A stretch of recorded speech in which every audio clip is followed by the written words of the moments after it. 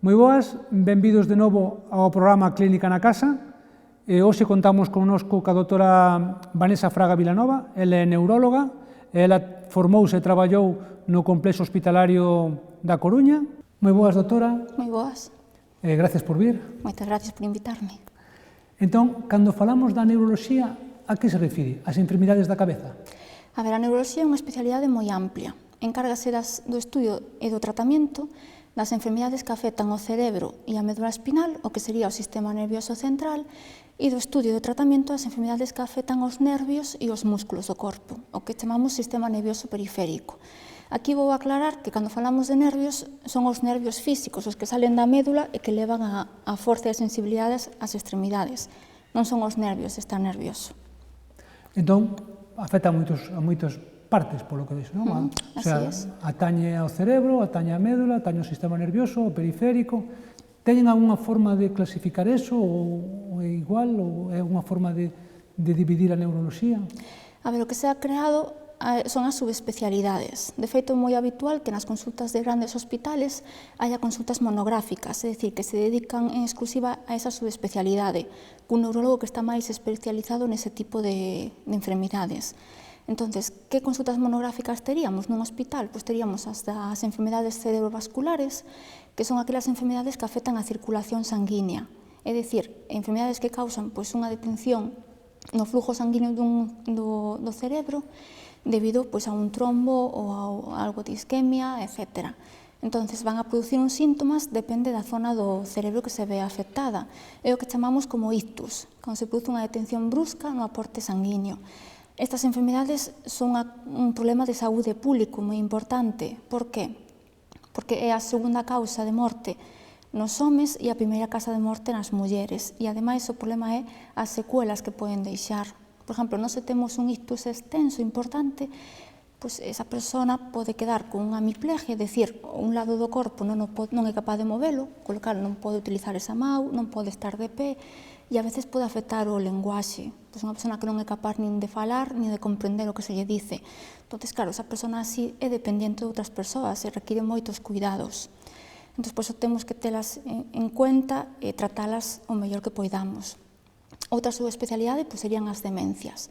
Aquelas enfermidades que o que causan é unha limitación nas capacidades intelectuais do individuo. Empezan cun problema de memoria, pois non son capaz de recordar o que fixen ayer, non me acordo de cousas recientes, a memoria a largo plazo é a que suele estar conservada, e isto pouco a pouco vai avanzando, afecta despois a que non sei onde me encontro, non recoñezo a familiares, non son capaz de facer actividades básicas, como, por exemplo, non sou capaz de vestirme, non sei que prendas teño que poñer antes, como abotonar a camisa.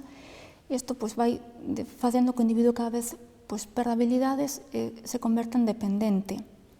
A causa máis habitual das demencias son as enfermidades degenerativas. A máis habitual é a enfermidade de Alzheimer. Pero, hai outras, quer dicir, hai causas metabólicas, por exemplo, un problema tiroideo ou un déficit de vitaminas, do ácido fólico, da B12, pode producir algo similar, a síntomas similares aos que produciría unha demencia de Alzheimer. Coa diferencia que neses casos, cun tratamento adecuado, poderíamos revertir a demencia e que o individuo volver ao seu estado anterior. Despois, outra subespecialidade serían os trastornos do movimento, que son aquelas enfermidades que afectan, digamos, as vías que levan ao movimento. Poden producir un defecto, é dicir, cando hai pouco movimento, por exemplo, sería a enfermidade de Parkinson, na que o paciente cada vez é máis lento nos movimentos, cada vez está máis rígido e cada vez se ve máis limitado a hora de camiñar, ou pode haber un exceso de movimento. Por exemplo, hai unha enfermidade que é a corea de Huntington, que produce unha corea. Que significa corea? Como un baile. O paciente ten os movimentos incontrolables. Despois, outra subespecialidade serían a esclerosis múltiple, que suele afectar a individuos jóvenes. Unha enfermidade que non se coñece o motivo e que cursa con brotes. Dependendo da zona do cerebro que se ve afectada, producir diversos síntomas. Pero, hoxe en día hai moitísimos tratamentos para esa enfermidade, co cal podese conseguir unha boa calidade de vida e que a discapacidade que tarde moito tempo en progresar.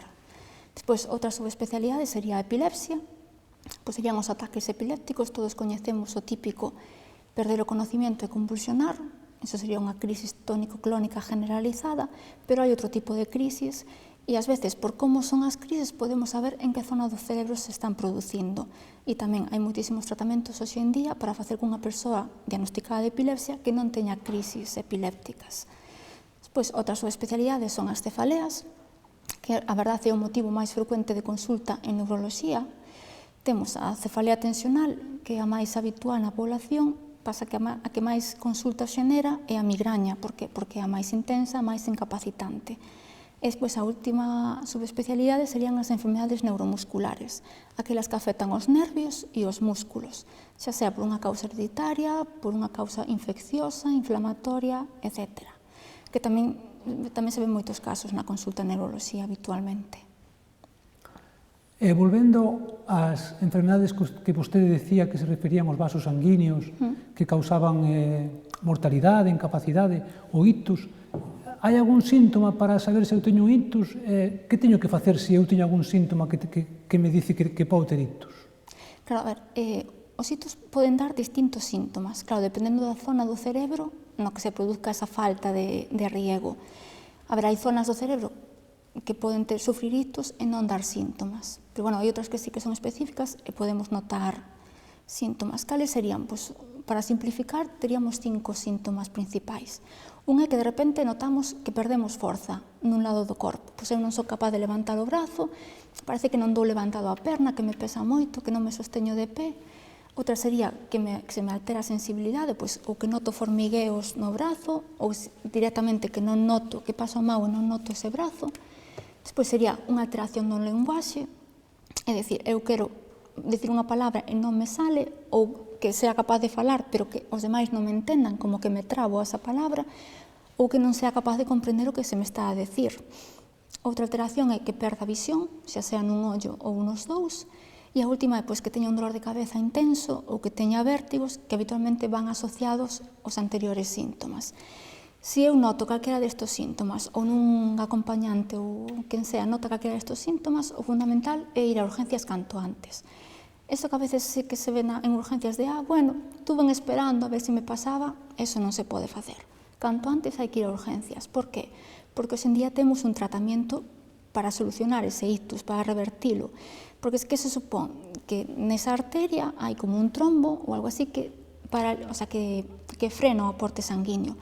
Entonces, nós se poñemos un tratamento que desfaga ese coágulo, ese trombo, pois a sangre volverá a circular e ese cerebro recuperará os nutrientes e o sangue que necesita.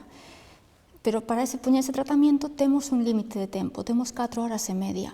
Se pasamos por encima dese tempo, hai moito máis riesgo de poñer o tratamento que beneficio. Por que? Porque podemos favorecer que haya unha hemorragia cerebral. Entonces, canto antes hai que ir a urgencias para que se nos valore se somos candidatos a ese tratamento e así poder recuperar e que o ictus non nos deixe ninguna secuela. O sea, que se eu creo que teño un ictus, o primeiro que teño que facer é ir a urgencias. Exactamente. Que despois chegamos a urgencias e os síntomas pasaron ou é outra cousa, pois mire, mellor eso que correr o riesgo de que efectivamente sea un ictus e por estar esperando a ver se melloro, non ir a urgencias e despois que non podamos recibir o tratamento. Habría alguna forma de prevenir o ictus? Prevenir eso? A ver, sí que hai factores de riesgo que nos fan propensos a sufrir ictus e iso é sobre o que temos que actuar. Vale, hai algúns factores dos que non podemos evitar, pois é a edad, que se ve que cos anos vai aumentando o riesgo de ictus e iso é inevitable, non podemos evitar cumplir anos.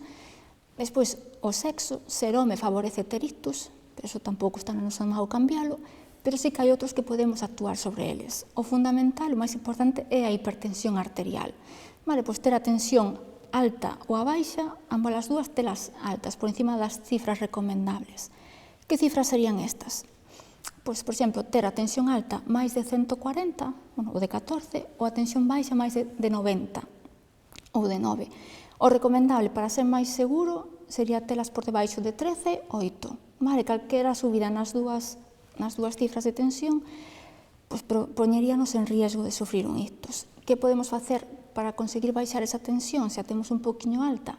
Pois o primeiro é, na dieta, reducir a sal, no máximo que se poida, evitar fumar, evitar consumir alcohol e facer exercicio. Pois con camiñar 30 minutos diarios a bon paso sería suficiente, sendo constantes todos os días. Despois, que outro factor de riesgo? Pois a diabetes, porque aparte é un factor de riesgo que influye no riesgo de ter un ictus e despois tamén influye nas secuelas que podemos ter despois de ter un ictus. É dicir, unha persoa diabética mal controlada vai ter máis secuelas, o sea, vai quedar peor do ictus que unha persona diabética ben controlada. Despois, outro factor de riesgo sería o colesterol alto, vale?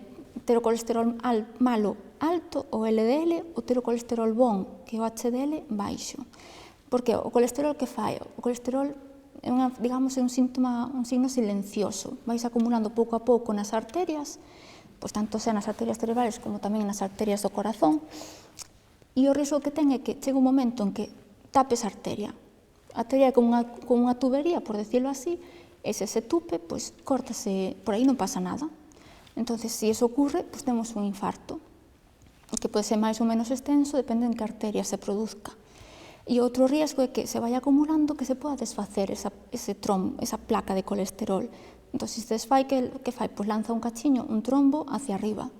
E tamén na arteria que o calibre da arteria sea menor que o tamaño do trombo, pois aí producirase un infarto. Entón, tamén con dieta e con ejercicio regular podemos conseguir baixar o colesterol. E se con eso non é suficiente, pois hai que recurrir á medicación, está claro. Despois, que outros factores de riesgo? Fumar e tomar alcohol, vale? Porque producen tanto un daño nas arterias, como favorecen que se acumule tamén o colesterol nas arterias, e é algo que está na nosa mão evitalo. E despois, outro factor que xa sería propio das mulleres sería a toma de anticonceptivos orales. Aunque isto vese que ten máis riesgo para producir un trombo venoso que arterial. Pero, bueno, é un riesgo que existe e que está aí. Entón, as mulleres non deberían tomar anticonceptivos orales? A ver, a recomendación que hai é que mulleres maiores de 35 anos... Maiores de 35 anos. De 35 anos, con algún factor de riesgo, como é que señan hipertensas, que fumen, que sean migrañosas ou que teñan algunha enfermidade que favorece a coagulación, debería evitarse a píldora. Poden recurrir a outros métodos anticonceptivos, pero a píldora oral debería desaconsellarse. Aunque, bueno, tamén é certo que as píldoras han ido mellorando con estes anos, ahora creo que xa hai píldoras de terceira generación, que esas teñen menos cantidade de estrógeno, que é o que sí que favorecía a formación de trombos. Entón, digamos que coas actuales o riesgo é máis baixo do que era antiguamente. Se meus pais tuveron un ictus, eu teño máis risco de padecer un ictus pola herencia ou eso non influye ou non está demostrado ou non se sabe? Pois sí que se ve que hai unha agrupación familiar no risco de ter un ictus. A que se debe? A que os factores de riesgo, é dicir, a hipertensión arterial, o colesterol alto e a diabetes, suelense agrupar en familias.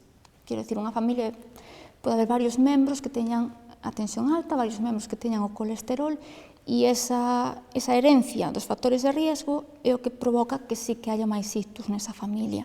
Despois, outras enfermedades máis raras que afecten as arterias ou que afecten a coagulación, que tamén poden ser genéticas ou hereditarias, esas xa son máis infrecuentes. Dicíanos usted que o motivo de consulta máis frecuente eran os dolores de cabeza. Como dicía que era a cefalea tensional? Como sabe o neurólogo se é un tipo de cefalea ou outro? Hai que facer pruebas, hai que facer algunha técnica ou algo? A ver, habitualmente, coa historia clínica, é dicir, con preguntarlle ao paciente un par de preguntas, xa podemos distinguir entre un dolor de cabeza e outro. As probas, moitas veces, nas cefaleas primarias, nas que se supón que non son secundarias a nada, as probas van a ser normales, non nos van a dar ningunha pista. Nós teremos que preguntar ao paciente, pois, decirlle, desde cando ten o dolor de cabeza, se apareceu xa desde a adolescencia ou un dolor que empezou fai uns meses, preguntarlle en que parte da cabeza lle ten o dolor, se é, por exemplo, na región frontal, se ocupa un lado da cabeza, se é máis por a parte de atrás ou se é toda a cabeza, preguntar que características ten ese dolor, se é un dolor como se tivera unha losa, unha cinta moi apretada na cabeza, se é como se o corazón estuvera aí latindo, se é como se estuvieran dando con un taladro, se preguntarlle se o dolor que intensidade ten, se é un dolor moi fuerte que non lle permite traballar, que ten que marchar para casa, ou se é un dolor que é molesto pero pode seguir facendo a súa actividade normal, preguntarlle se ese dolor se acompaña de outros síntomas, se hai ganas de vomitar, vómitos, se molesta a luz, se molesta o sonido, que cousas desencadenan ese dolor. Por exemplo, se me agacho, se toso, se todo eso me provoca dolor de cabeza. Preguntarlle que cousas alivian o dolor, por exemplo, deitarme na cama a oscuras, etc. Tamén preguntar se hai outras enfermidades, se ese paciente está tomando anticoagulantes, se ten unha outra enfermidade que poda ter, por exemplo, un cáncer sistémico, pensando que poda ter algunha metástasis, algunha extensión. Entonces, según esas características, nós máis ou menos podremos saber se é unha cefalea tensional, se é unha migraña, se, por exemplo, é unha neuralgia do trigémino. Por exemplo, unha cefalea tensional, como será? Pois será un dolor leve, molesto, pero leve, que permite facer actividade normal, habitualmente toda a cabeza, e que non se acompaña nin de náuseas, nin de vómitos, nin de nada máis. Isto é o máis habitual. Calquer persona, seguramente algún día que descansou pouco, que tuvo moito traballo, o que fora, tuvo unha cefalea tensional. Despois a migraña sí que é un dolor máis incapacitante, moi intenso, como se latira o corazón, habitualmente na mitad da cabeza. Bueno, pues eso é variable. E suele acompañarse de vómitos, de intolerancia á luz e aos sonidos. Despois a neuralgia do trixémino, que sí que se ve con frecuencia tamén, é unha inflamación do nervio trigémino que é o que vai pola cara. Entón vai ser un dolor como unha corriente eléctrica que nos recorre a cara e que a veces se desencadena por tocarnos simplemente, por cepillarnos, e é un dolor moi intenso e moi mal tolerado. Entón, se todo isto, digamos, a historia non ten ningún dato anómalo e a exploración é normal, pois non estaría indicado facer ningunha proba. O diagnóstico xa estaría simplemente con esas preguntas que fixemos. Sin embargo, sí que hai un porcentaxe de cefaleas ou de dolores de cabeza que sí que vostedes lle fan pruebas de resonancia, pruebas de TAC. Iso que se basaría un pouco no criterio destes datos, é máis na exploración? Claro, sí que hai un porcentaxe que o dolor de cabeza é secundario a algo. Pero, bueno, sí que é verdad que o porcentaxe é moi baixo. A xente pensa que os dolores de cabeza, sobre todo os máis fuertes, que teñen que ser debidos a algo. Moita xente ven co temor de ter un tumor cerebral, vale? Pero sí que se ve que na consulta eses casos, o sea, eses dolores de cabeza secundarios a algo malo, é no 1 ou no 2% dos casos, o sea, é un porcentaxe moi baixo. E que nos faría sospeitar? Pois habría o que chamamos datos de alarma. Pois é, por exemplo, unha persona que nunca tuvo dolor de cabeza e a partir dos 50 empeza cun dolor de cabeza extraño. Diríamos, ui, que raro todo isto. Aí indicaríamos a proba. Ou unha persona que sempre tuvo un tipo de dolor de cabeza, por exemplo, unha persona sempre tuvo migrañas e ora de repente ten outro dolor distinto e que non vai ver coa medicación habitual. Pois aí tamén indicaríamos unha proba.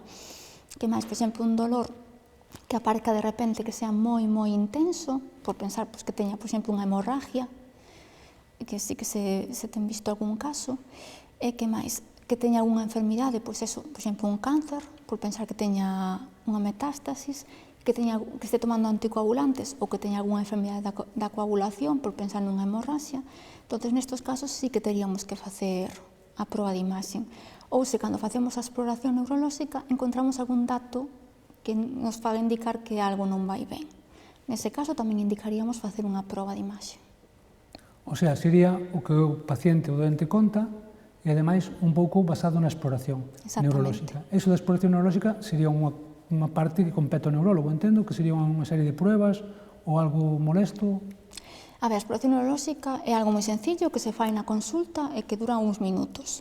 Pero sí que é verdad que nos aporta moitísima información aos neurólogos. Por iso sempre habría que facela, tanto nas cefaleas como en calquer outra consulta de neuroloxía. Que miramos coa exploración neurolóxica? Pois empezamos mirando os nervios da cabeza, por decirlo así, os pares craneales. Que faremos? Pois mandaremos ao paciente que siga o noso dedo ca vista para ver que os ollos se movan os dous por igual, que non haya como algunha limitación, por exemplo, a mirar hacia fora, nalgún dos ollos. Miraremos as pupilas que reaccionen por igual á luz, que sean do mesmo tamaño. Depois que miraremos a sensibilidade da cara, a forza, pois que sea capaz de cerrar os dous ollos, que sea capaz de sonreír sin que haya unha simetría. A ver, simétricos non somos, pero unha cousa é que aquí seamos capaces de mover e que neste lado da cara que non se mova nada. Despois mediríamos que sacar a lingua, que mover hacia un lado e hacia outro, que flexionar o cuello, faríamos de resistencia, e con eso miraríamos a maioría dos nervios da cabeza. para ver que no trayecto intracraneal que non houbera nada que os estuvera afectando, comprimindo ou dañando o que fora. Despois pasaríamos a mirar o que son as extremidades, valorar a forza e valorar a sensibilidade.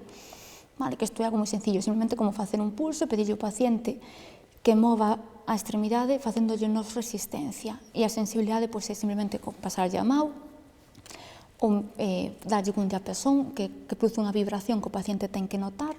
Como se veríamos, hai algunha alteración da sensibilidade. Depois miraríamos os reflexos, que iso é como martillo de reflexos, os reflexos tanto nos brazos como nas pernas, porque, por exemplo, se temos unha enfermidade dos nervios, os reflexos van a estar abolidos, é dicir, non van a aparecer. Ou se temos algunha enfermidade que afecte o sistema nervioso central, que, por exemplo, afecte o cerebro, esos reflexos poden estar aumentados, o sea, ser reflexos patolóxicos. Depois que lle pediríamos ao paciente que se puñera de pé, cos ollos cerrados, así miraríamos o cerebelo. Unha persona que ten... O cerebelo controla o equilibrio, entón unha persona que tivera algunha lesión do cerebelo non sería capaz de sosterse de pé cos ollos cerrados. E abertos tampouco, ninguna das dúas maneiras. E pediríamos tamén que tocara coa punta do dedo a punta da nariz para controlar as dismetrías. O dito, se ten unha lesión no cerebelo, isto non vai ser capaz de atinar ben. E, por último, pediríamoslle que camiñara para ver que esa marcha sea a un bo paso, que non arrastre os pés, que non separe os pés para camiñar, para coller máis equilibrio, e tamén nos daría a idea de que enfermidade pode ter o noso paciente. Con todos estes datos, a verdad que nos casi poderíamos decir que enfermidade pode ter ou onde sospechamos que está a lesión que pode ter o noso paciente. E en función deso, pediríamos as probas que considerásemos necesarias, orientadas á sospeita que temos. Pois moi ben, creo que nos quedou claro no día de hoxe. Moitas gracias, doutora, gracias por vir, como dixamos ao principio. Moitas gracias. Creo que nos explicou moi ben o da neuroloxía, unha especialidade moi compleja. Sí, que é bastante amplia, sí. E a todos vostedes, agradecerlles o compartir o programa connosco unha vez máis. Vémonos a semana que ven e agora quédanse con Laura, onde nos vai a dar uns consellos saludables de nutrición. Grazas, Carlos, por a túa presentación. No taller de hoxe, na área de nutrición, vamos a desmitificar un dos produtos alimenticios que máis mitos sosteñen. Esas son as frutas. Moitos pacientes, cando chegan á consulta, teñen a dúbida de se quero baixar de peso, podo consumir fruta, son diabético, podo consumir fruta, hai algunha fruta prohibida. Todas esas preguntas teñen resposta. Para empezar, a fruta é unha parte e un nutriente imprescindible na nosa alimentación. De feito, nós temos a recomendación de que debemos de comer 5 frutas e verduras ao día. Isto se consigue dunha maneira moi sinxela, é dicir, ben podemos combinar 3 frutas e 2 verduras ou 3 verduras e 2 frutas.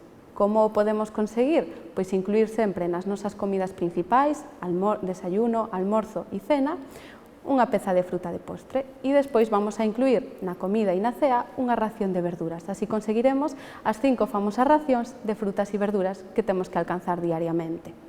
Acerca das frutas, temos que recoñecer que sí que é certo que hai frutas máis ricas en glucosa, ou coñecido comúnmente como azúcar, que outras. O importante non está en determinar se hai unha fruta prohibida ou non, sino en pensar a cantidade de glucosa ou de azúcar que nos vai aportar e ver que ración nos corresponde. Así, por exemplo, un dos alimentos máis mitificados foi o plátano, que se exclúe de moitas dietas de baixada de peso. Isto é un error, xa que o plátano sí que é certo que por cada 100 gramos de fruta vai a ter un contido maior de glucosa ou de azúcar, pero tamén temos que pensar na ración. É dicir, unha maneira de explicalo moi fácil é, como vedes na imaxe, temos un plátano e unha mazá. É certo que o plátano, en 100 gramos, que é máis ou menos o peso desta ración, vai a ter o mesmo contido en azúcar que esta mazá que temos na imaxe. A mazá simplemente vai a ter a mesma cantidade de azúcares porque o seu peso é xustamente o doble do plátano. Polo tanto, cando queiramos falar do contido de azúcar de frutas ou pensar que fruta nos pode ir mellor ou peor, temos que adecuala a nosa ración. Así, por exemplo, un plátano, unha mazá e estes 3 albaricoques van a ter a mesma cantidade de azúcar en calquera das súas racións. É dicir, tanto podo tomar un plátano como a mazá como os 3 albaricoques. Estou a inxerir máis ou menos uns 20 gramos de azúcar ou de hidratos de carbono.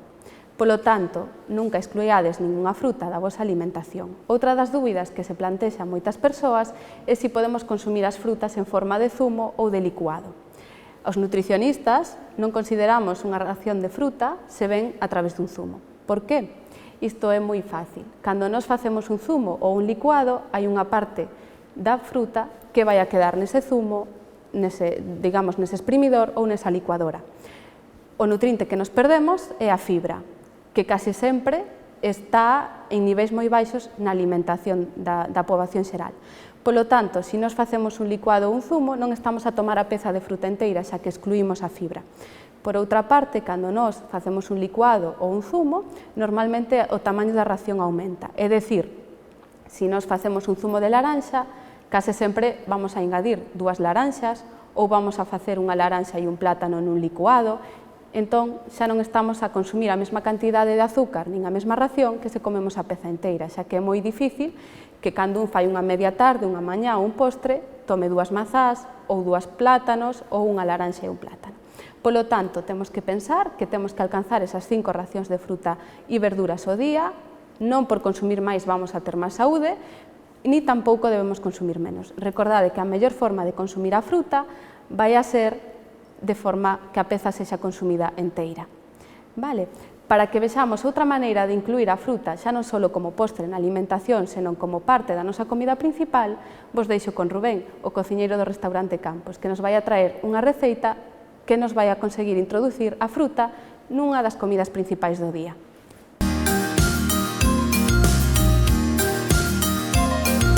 Aquí hemos hecho es una terrina de pollo, que es una carne blanca muy baja en grasa, fría, ahora ideal para el verano, que hace calorcita.